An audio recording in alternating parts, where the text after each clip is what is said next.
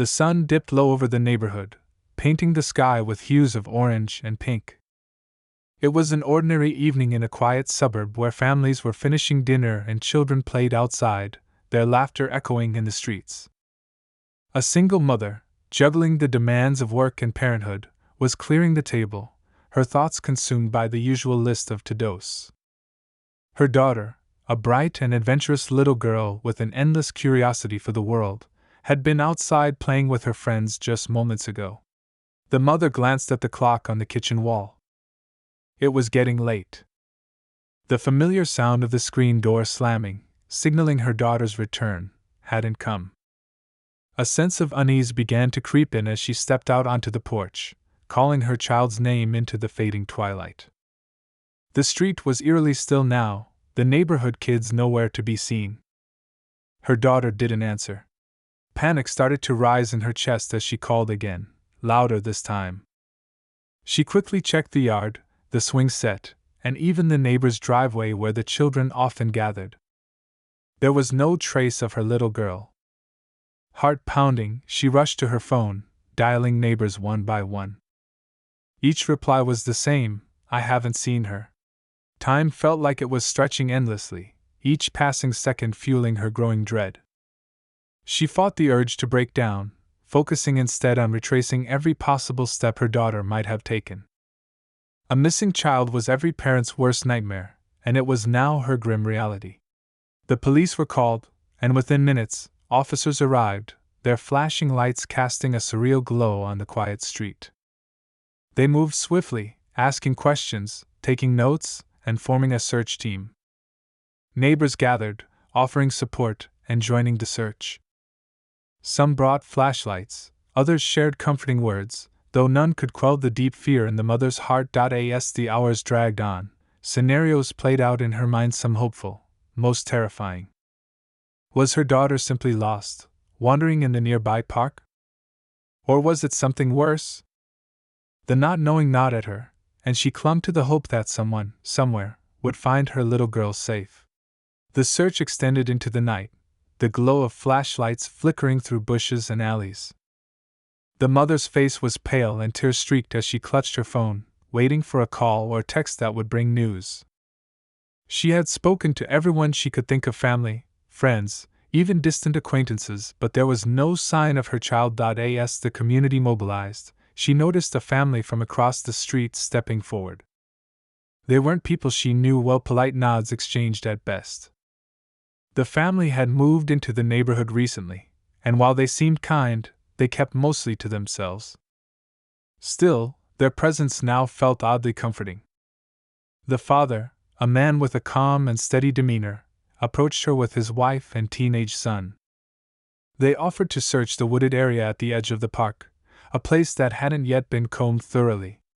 "Thank you," the mother whispered, her voice cracking with desperation. She watched as the family grabbed their gear and headed into the darkness. She hadn't expected them to help. In fact, she had barely thought of them at all. But as the hours ticked by and the official search yielded no results, their act of kindness stuck in her mind. Around midnight, when hope was beginning to waver, the sound of a car pulling into her driveway jolted her from her anxious pacing. She rushed to the door, her breath caught in her throat. There, standing on the porch, was the family from across the street. And with them her daughter. The mother gasped, her knees nearly buckling as she pulled her child into her arms. Relief surged through her, followed by a rush of questions. Where was she? What happened?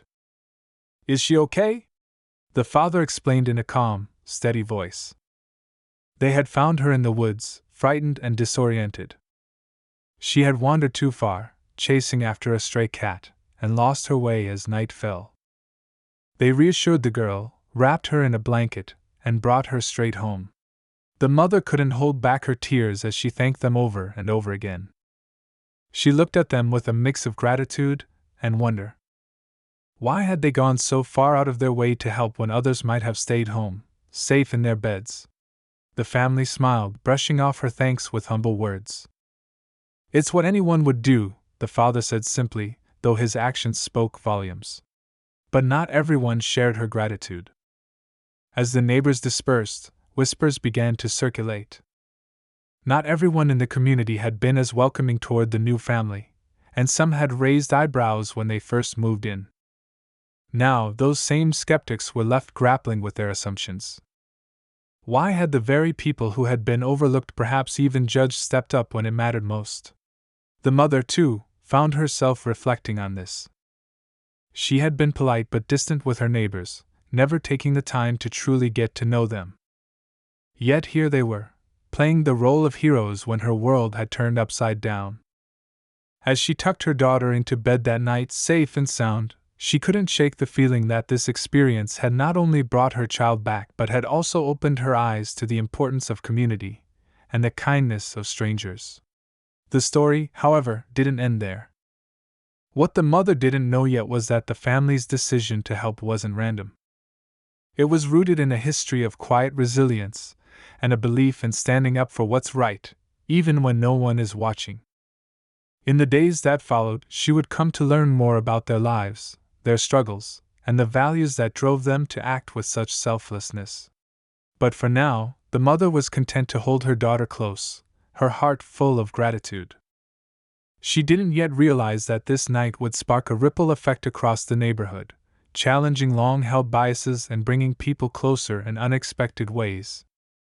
And she certainly didn't know that the family who had saved her daughter had their own story, one that would leave an even deeper impression on her life than she could have imagined. As the mother sat in the dimly lit living room, replaying the events of the night in her mind, there was a knock at the door.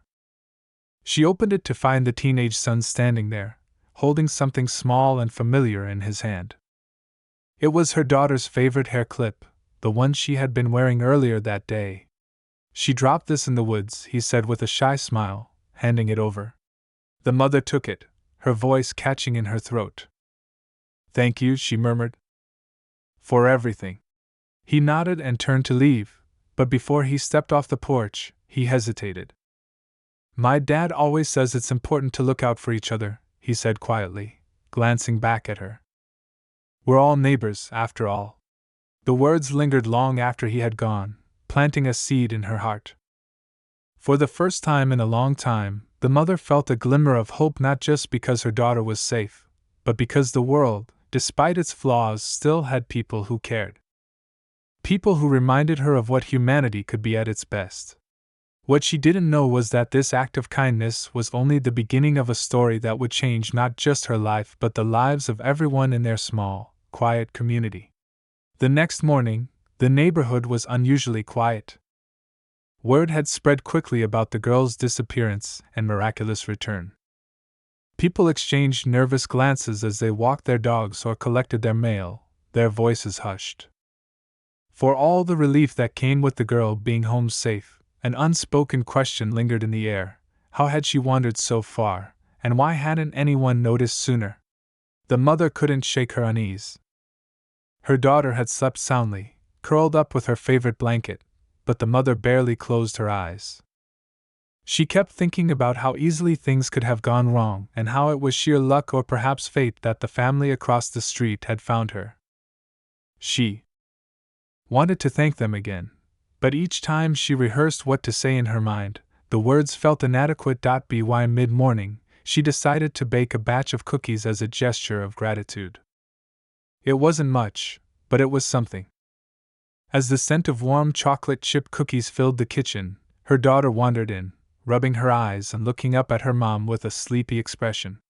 "Mom," the little girl said quietly, her voice still soft from sleep. "Do you think I can say thank you too?" The mother's heart swelled, and she knelt down, brushing her daughter's hair out of her face. "Of course, sweetheart.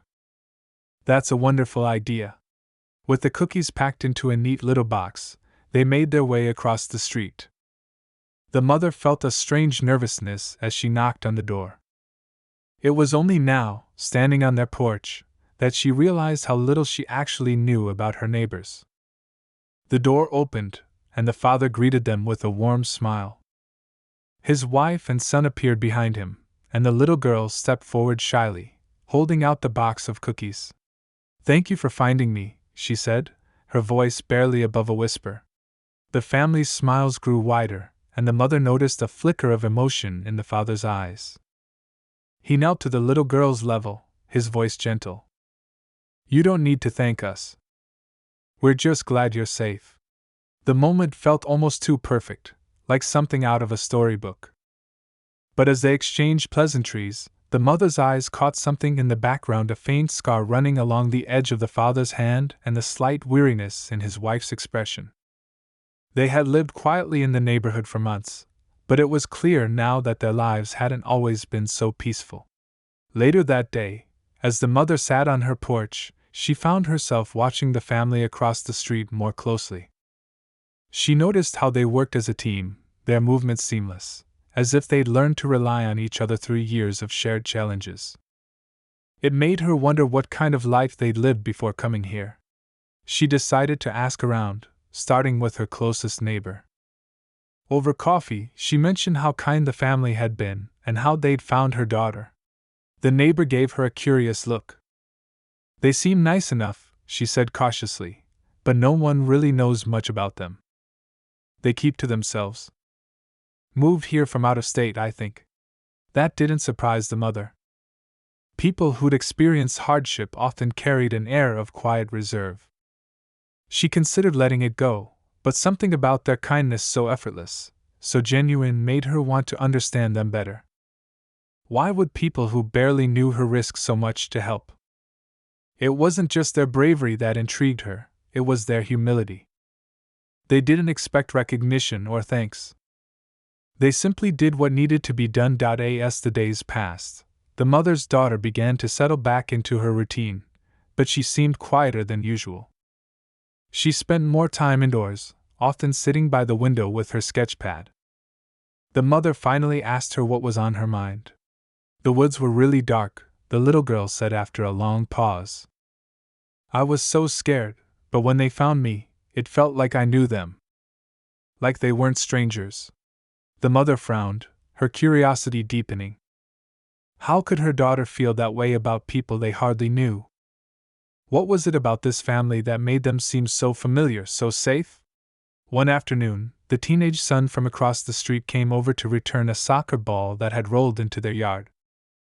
The mother took the opportunity to strike up a conversation. She asked him how they'd known to search the woods. He hesitated for a moment before answering.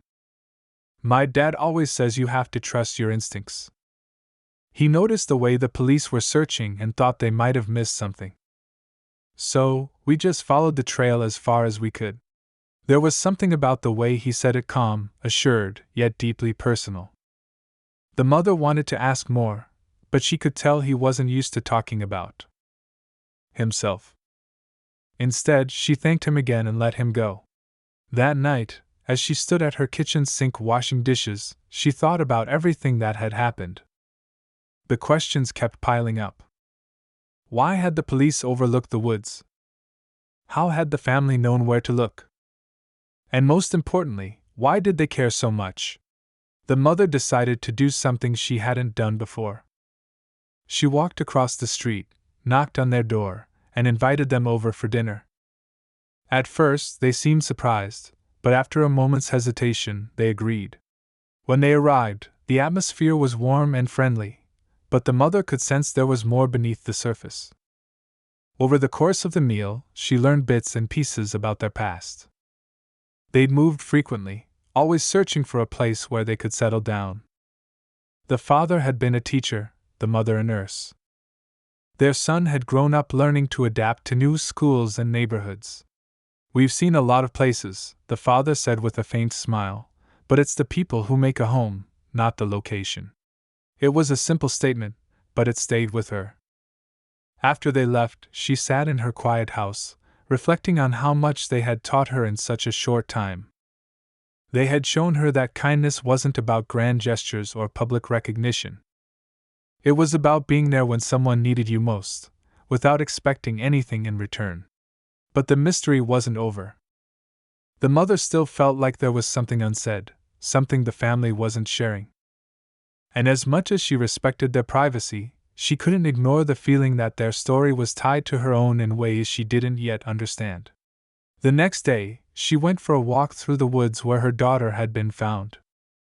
The trees seemed taller, the shadows darker, than she remembered.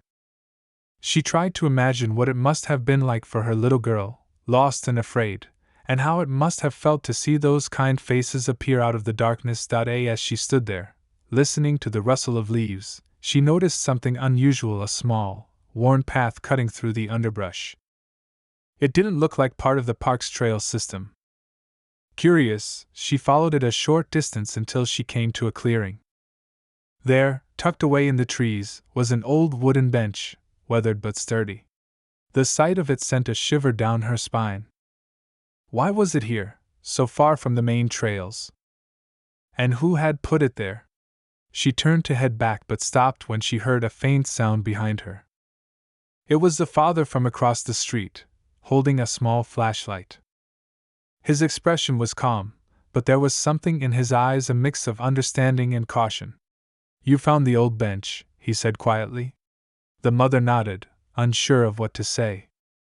She waited for him to explain, but instead, he gestured for her to walk with him back toward the neighborhood. As they walked, he finally spoke. "This place has a history," he said, his voice low. "Not just the woods, but the whole area. People forget, but some of us remember. That's why we knew where to look." His words hung in the air, heavy with meaning. The mother wanted to ask what he meant, but something in his tone told her it wasn't the time. When they reached her house, he turned to her with a small, almost sad smile. "You're a good mom," he said simply. "Don't let anyone tell you otherwise." And with that, he walked away, leaving her standing on her porch, more confused and more intrigued than ever before. The pieces of the puzzle were starting to come together, but the picture they formed was still out of reach. The air in the neighborhood grew heavy in the following days. The mother couldn't shake the strange feeling that there was more to the story than she was being told. The woods felt like they were keeping secrets, and the family across the street seemed to know what those secrets were.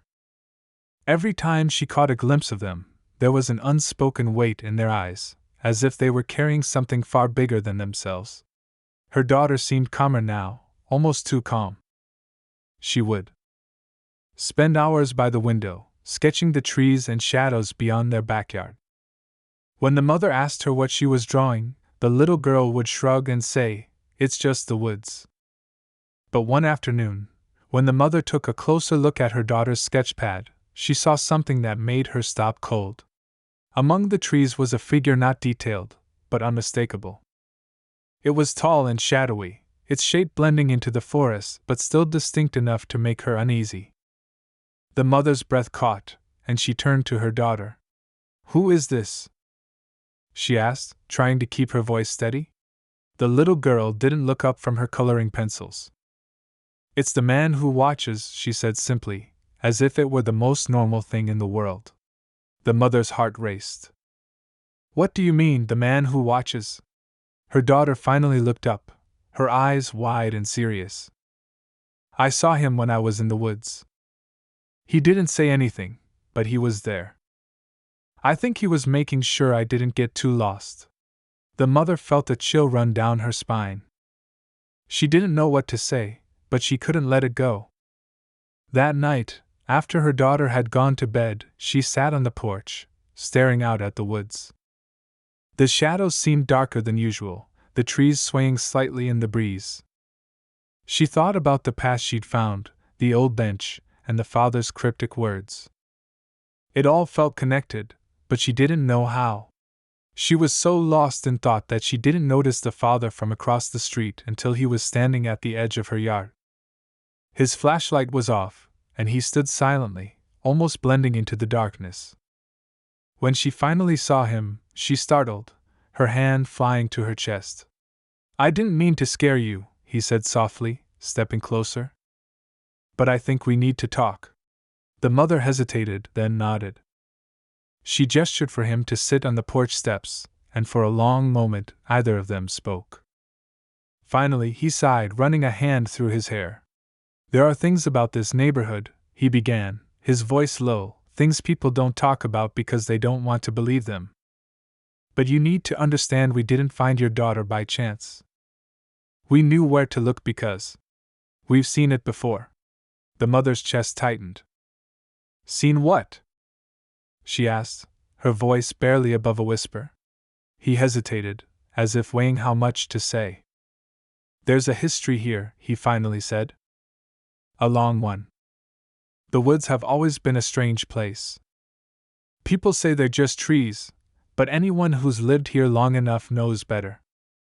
Kids have gone missing before, and most of them are never found. Her stomach dropped. What are you saying? That my daughter was taken? He shook his head quickly. No, not taken. At least, not in the way you think. The woods. They have a way of calling people, especially kids. It's like they know who's vulnerable, who's curious. Your daughter is lucky she made it back. The mother felt a wave of anger rising in her chest. Why didn't anyone warn me about this? Why wouldn't you tell people if you knew? The father looked at her, his expression somber. Because no one wants to believe it. And even if they did, what could they do? The woods aren't evil, they're just old. They've been here longer than any of us, and they'll be here long after we're gone. All we can do is stay vigilant. She wanted to argue, to demand answers, but deep down, she knew he was telling the truth. She'd felt it herself when she'd walked through the woods, that sense of something ancient and watchful. It wasn't something you could explain, it was something you felt.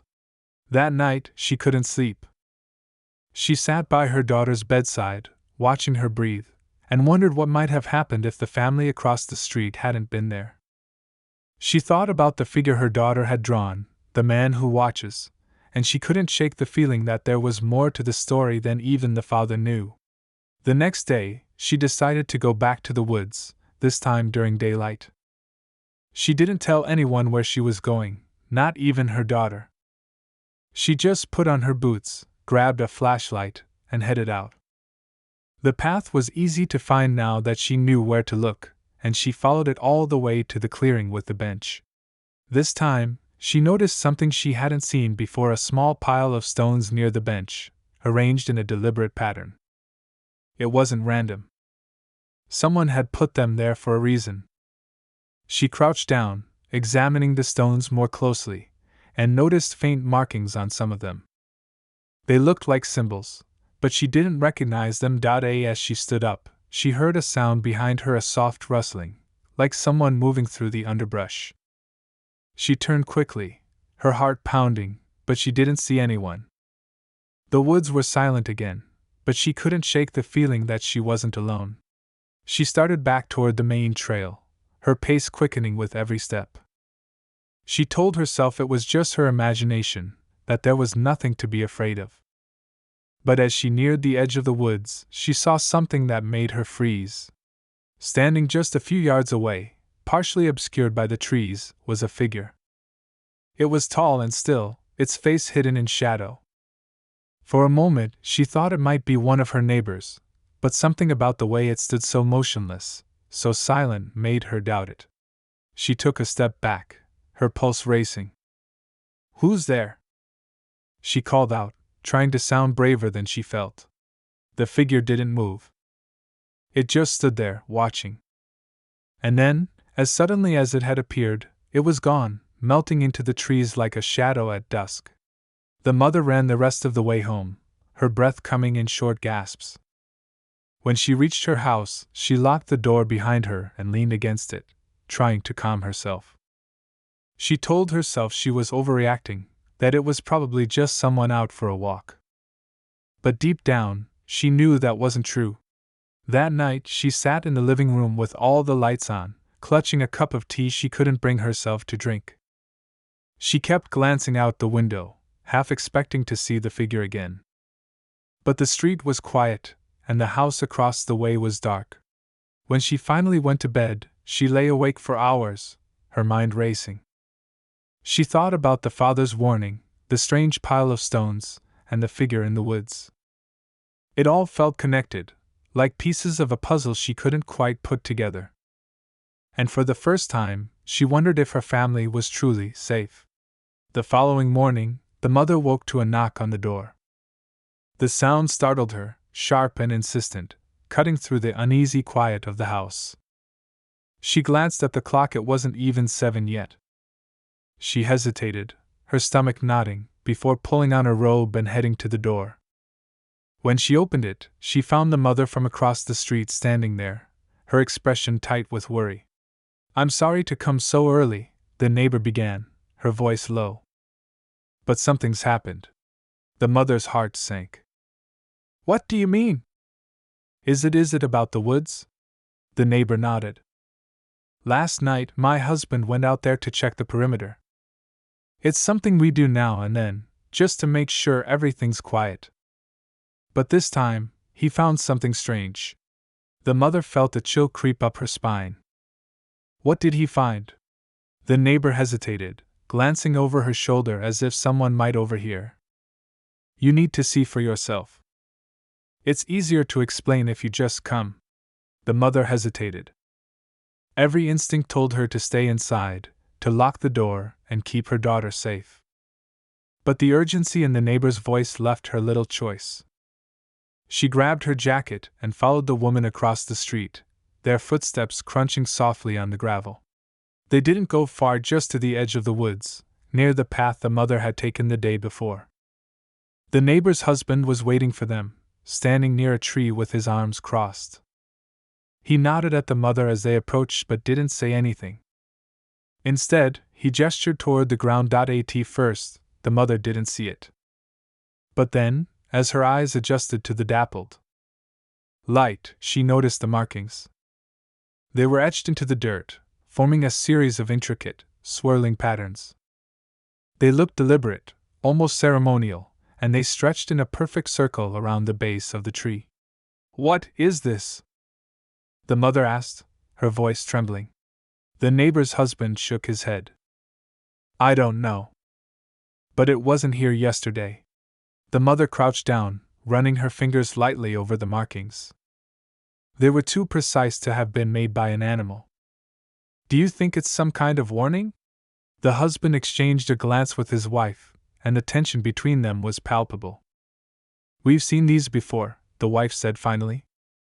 "Not often, but enough to know they mean something. The last time they showed up, a family down the street lost their dog. It disappeared one night, and they never found it." The mother felt her stomach twist.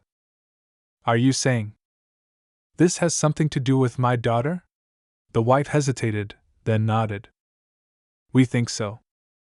Whatever's in the woods, it's watching her. Maybe it's watching all of us." The mother stood, her legs shaky beneath her. She didn't want to believe it, but the weight of their words settled heavily on her chest. "What do we do?" she asked, her voice barely above a whisper. The husband sighed, running a hand through his hair.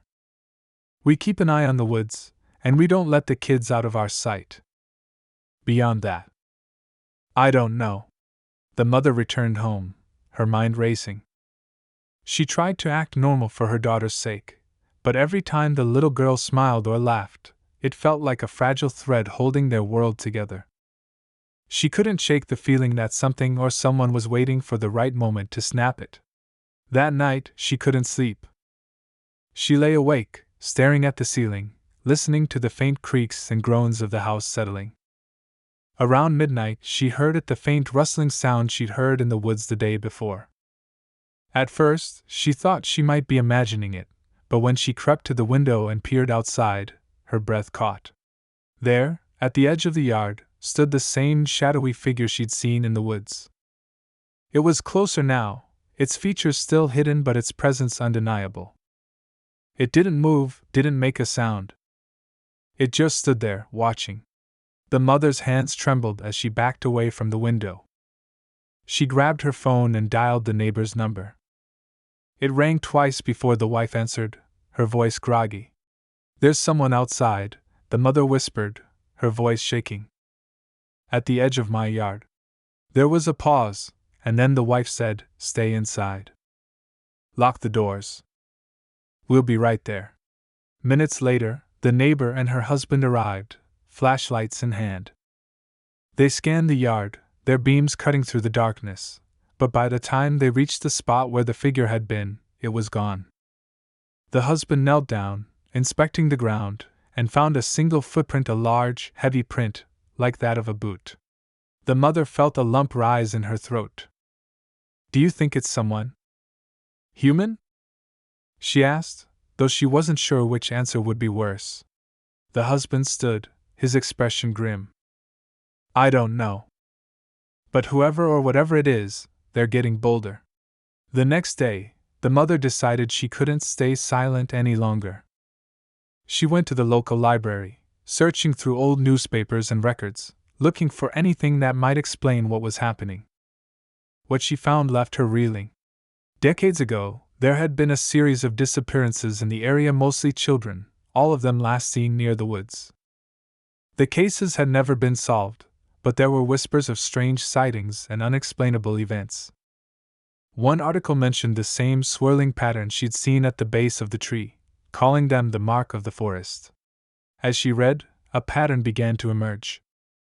The disappearances seemed to happen in cycles, spaced several years apart. And each time, the activity would start small footprints, strange noises, sightings of shadowy figures before escalating into something far worse. The mother's blood ran cold as she realized what this meant. The cycle was starting again, and her daughter had been the first to be drawn in. Whatever was in the woods wasn't done yet, and if she didn't act soon, it might be too late. That night, she sat with her neighbors, sharing what she'd found. The father's face darkened as he listened, and the wife clutched her hands together tightly. "We need to do something," the mother said, her voice firm. "We can't just sit back and wait for it to happen again." The husband nodded. "Agreed. But if we're going to face this, we need to be prepared. Whatever's out there, it doesn't play by our rules." The three of them made a plan. They would set up cameras around the woods, watching for any movement. They would take shifts staying awake at night, keeping watch. And they would make sure their children were never alone, even for a moment. As they worked, the mother couldn't shake the feeling that time was running out. The woods felt alive, their dark secrets pressing in closer with every passing day. And as the shadow of the forest crept ever nearer, she realized they were no longer just fighting to protect their children, they were fighting to survive. The night was heavy with silence, every sound magnified as the mother sat by the window, her heart pounding. The cameras were in place, and the neighbors were keeping watch from their home, ready to come if anything unusual happened. But as the hours ticked by, nothing stirred.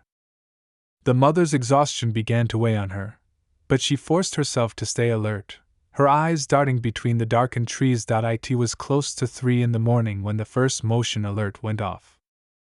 Her phone buzzed sharply in her hand, the notification showing a faint movement at the edge of the woods. She squinted at the screen, but the image was grainy, barely revealing the outline of a figure. She called the neighbors immediately, her voice trembling. They promised to be over in minutes. By the time they arrived, the figure had moved closer. Through the window, the mother could just make out its shape, a tall, looming silhouette, standing unnaturally still at the tree line. The neighbor's husband, armed with a flashlight and a sturdy walking stick, stepped outside. His wife stayed inside with the mother, clutching her phone, ready to call for help. As the man approached the figure, the air seemed to grow colder. The mother and the neighbor watched from the window, their breath fogging the glass. The flashlight beam wavered as it landed on the figure, illuminating what looked like a person cloaked in dark, tattered clothing. But something was off. The way it stood, rigid and unyielding, as if it wasn't entirely human. The neighbor called out, his voice firm but steady. "Who's there? This is private property. You need to leave." The figure didn't move. The man took a cautious step closer, his flashlight inching upward to reveal its face. When the beam reached its head, the mother's stomach dropped. The figure's features were distorted, almost blurred, as if they didn't belong to this world. Its eyes glinted faintly, reflecting the light like an animal's. Then it moved. Not slowly or cautiously, but with a sudden, jerking motion that sent the neighbor stumbling back. The flashlight fell to the ground, its beam casting wild shadows across the trees. The mother screamed, and the neighbor's wife grabbed her arm, pulling her back from the window. The man scrambled to his feet, swinging his stick defensively as the figure loomed over him. But just as it seemed like it would strike, it stopped. It turned its head sharply, as if listening to something only it could hear. And then, without warning, it melted back into the darkness, disappearing as quickly as it had appeared. The mother rushed outside, her fear overridden by the need to know if the neighbor was okay. He was shaken but unharmed, his hands trembling as he retrieved his flashlight. "What was that?" he muttered, his voice barely audible. The group didn't have time to process what had happened. A loud crash echoed from the woods, followed by a series of low, guttural growls. The mother froze, her blood running cold. She recognized the sound. It was the same noise she'd heard the night her daughter went missing. They turned to run back inside, but the moment they reached the door, the mother's phone buzzed again. Another motion alert. This time, the image on the screen wasn't of the figure. It was of her daughter, standing alone in the woods, her face pale and her eyes wide with fear. The mother's heart stopped. She didn't wait to think. She grabbed the flashlight from the neighbor and ran toward the trees, ignoring their shouts to stop. Her only thought was of her daughter, so close yet so impossibly out of reach. As she plunged into the woods, the air grew heavier, almost suffocating. The flashlight flickered, the beam barely cutting through the darkness. She called out her daughter's name, her voice breaking with desperation. And then, finally, she saw her, a small, trembling figure standing in the middle of a clearing. The mother rushed forward, dropping to her knees and pulling her daughter into her arms. The little girl clung to her tightly, her body shaking with silent sobs. "I'm here," the mother whispered, tears streaming down her face. "You're safe now." But as she held her daughter, a chilling realization struck her. The clearing was eerily familiar. It was the same spot where she'd seen the markings. And now, the patterns were back, glowing faintly in the dim light. The air seemed to hum with energy, a low vibration that made her skin crawl. The mother tried to stand, but the ground beneath her feet felt unstable, as if it might give way at any moment. She looked around, her panic rising. The woods were closing in, the shadows growing darker and more menacing. And then, out of the corner of her eye, she saw the figure, standing just beyond the edge of the clearing. It was closer now, its features more distinct. Its face was no longer blurred but eerily human, with a faint, mocking smile that sent a shiver down her spine. It raised a hand, pointing directly at the mother and her daughter. And then, in a voice that was both distant and disturbingly clear, it spoke. "She belongs to us." The mother screamed, clutching her daughter tighter. But as the words echoed through the clearing, something unexpected happened. The ground beneath the figure erupted in a blinding flash of light, forcing the mother to shield her eyes. When she looked again, the figure was gone, leaving behind only the faint scent of smoke and the distant sound of whispers fading into the night. The neighbors found her moments later, helping her back to the house. The little girl was unharmed but eerily quiet, her eyes distant and unfocused.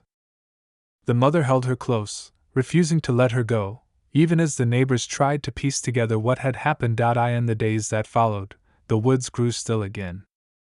The strange noises stopped, and the markings disappeared. But the mother couldn't shake the feeling that it wasn't over. Her daughter began to speak less, her once bright laughter now replaced by a quiet, unsettling calm. And every now and then, the mother would catch her staring out the window, her gaze fixed on the edge of the woods. One night, as the mother was tucking her daughter into bed, the little girl looked up at her, her eyes filled with a strange, knowing sadness. "Mommy," she said softly, "they'll come back for me." The mother's blood ran cold. She forced a smile, brushing her daughter's hair from her face. "No, sweetheart," she said firmly. "You're safe here. They're never coming back." But as she turned off the light and closed the door, she couldn't shake the feeling that her daughter was right. Somewhere, deep in the woods, the shadows were waiting. And one day, they might come for her again. The days after that chilling night passed in a haze of uncertainty. The mother struggled to find her footing, her mind consumed by questions she couldn't answer. She kept her daughter close, afraid to let her out of sight, but the little girl's behavior remained unsettlingly distant. She spoke rarely, her once bright demeanor replaced by a quiet, watchful stillness. The mother tried to coax her out of it, offering favorite meals, reading stories, even planning a day trip to distract her, but nothing seemed to reach her. The neighbors continued to check in, offering their support and helping to repair the damage left in the wake of that strange encounter. The neighbor's husband, still shaken, admitted he couldn't explain what he saw that night in the woods. The mother had considered telling them about the figure's ominous words, but each time she opened her mouth, fear closed it again. Some things, she thought, were better left unsaid. Still, the sense of foreboding lingered. The mother couldn't shake the feeling that she and her daughter were being watched. She caught herself glancing over her shoulder at odd moments, her heart skipping a beat when she saw a shadow move too quickly or heard a branch snap in the distance. But despite her fears, nothing further happened. The woods remained quiet, as if the events of that night had never occurred. Weeks turned into months, and life began to settle into a fragile normalcy. The little girl started speaking again, though her words were often cryptic. She would talk about dreams she couldn't quite describe, filled with shapes and sounds that made no sense. The mother listened patiently, nodding along and reassuring her daughter that she was safe. But each story left a knot in her stomach, a reminder that something about her little girl had changed. Determined to find answers, the mother began researching everything she could about the woods and the strange figure they had encountered. She scoured local legends, spoke to historians, and even reached out to paranormal experts, desperate to understand what had happened. Most of what she found was vague stories of disappearances, rumors of strange rituals, whispers of an ancient force that guarded the land. None of it provided the clarity she sought, but one thing became clear: the woods held secrets far older and darker than she had imagined. Despite her efforts, the mother knew she couldn't live in fear forever. She decided to focus on her daughter's recovery, enrolling her in therapy and surrounding her with love and support. Slowly, the little girl began to brighten. Her laughter returned, tentative at first but growing stronger each day. The mother clung to those moments of joy, each one a small victory against the shadows that had tried to take her daughter away. One afternoon, as they sat together on the porch, the little girl turned to her mother with a question that made her heart stop. "Mommy," she asked softly, "what would you do if they came back?" The mother froze, her hands tightening around her cup of tea. She took a deep breath, forcing herself to meet her daughter's gaze. "If they came back," she said carefully, "I would do whatever it takes to keep you safe." "Always." The little girl nodded, her expression thoughtful. "I think they're gone," she said after a moment. "I think they know you won't let them take me." The mother didn't know what to say. She reached out, pulling her daughter into a hug, her heart aching with a mix of relief and lingering fear. Whatever had happened that night, whatever forces had tried to claim her daughter, she knew one thing for certain: she would never let them win. As the seasons changed, the woods began to lose their hold on the mother's thoughts. The marks in the clearing never reappeared, and the strange noises that had once plagued the nights remained silent. The house, once filled with tension and unease, began to feel like home again. The mother found herself smiling more often, savoring the small, quiet moments that made up their days. The little girl continued to grow, her resilience shining through in ways that amazed her mother. She made friends, excelled in school, and even began to talk about the future with a spark of excitement in her eyes. The shadows of that night seemed to fade further with each passing day, replaced by the light of a life filled with promise. Still, there were moments when the past resurfaced, fleeting reminders that their ordeal was not entirely forgotten. Sometimes, the little girl would wake from a dream with a distant look in her eyes, or the mother would catch a glimpse of movement in the woods that made her heart race.